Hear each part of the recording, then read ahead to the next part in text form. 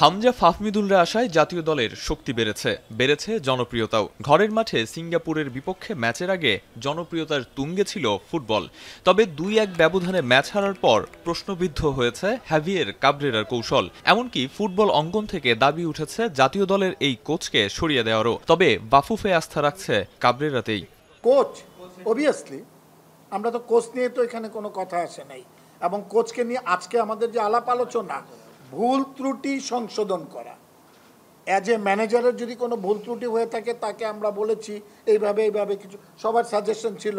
এই সাজেশনের উপরে ভিত্তি করে আমরা কিভাবে সামনের দিকে এগিয়ে যেতে পারি সেই দিকে আমরা ওই পথেই আমরা হাঁটছি। না, কোনো জবাবদিহিতার আনার এখানে কোনো ইয়ে নাই।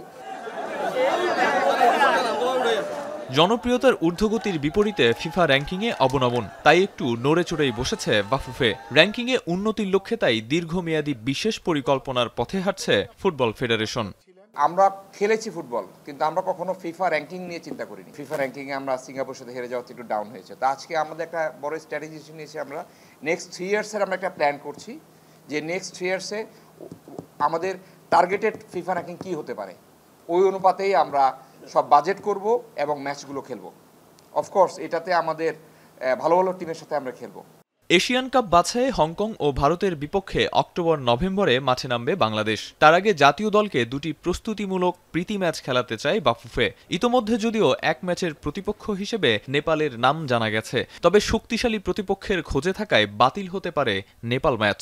এই খেলাগুলা খেলার আগে, প্রত্যেকটা খেলার আগে আমরা চাচ্ছি ফিফা উইন্ডোতে আমরা যে কোনো দেশের সাথে আমরা প্রিপারেশন ম্যাচ, যেটা আপনার প্রস্তুতিমূলক ম্যাচ, এবং সেটা আমরা 2টা ম্যাচ খেলব। আমাদের প্রেসিডেন্ট সাহেব নিজে উনি চেষ্টা করতেছে এই ব্যাপারটা, এবং ওনাকে আমরা আজকে দায়িত্ব দিয়েছি বোর্ড থেকে যে উনি যদি এই নেপালকে উনি যদি ম্যানেজ করতে পারে তাহলে আমরা ওইখানে চলে যাব। এদিকে জাতীয় দলের পাশাপাশি অনূর্ধ্ব 23 দলকেও শক্তিশালী করার দিকে মনোযোগী ফুটবল ফেডারেশন। শীঘ্রই শুরু হবে 23 দলের ক্যাম্প। সেখানে উন্মুক্ত ট্রায়াল থেকে সুযোগ পেতে পারেন 6 থেকে 7 জন ফুটবলার। এমনকি ক্যাম্পে দেখা যেতে পারে কিউবা মিচেল, ফাহমিদুলদেরকেও। আরিফুল ইসলাম সাহাব, এখন, ঢাকা।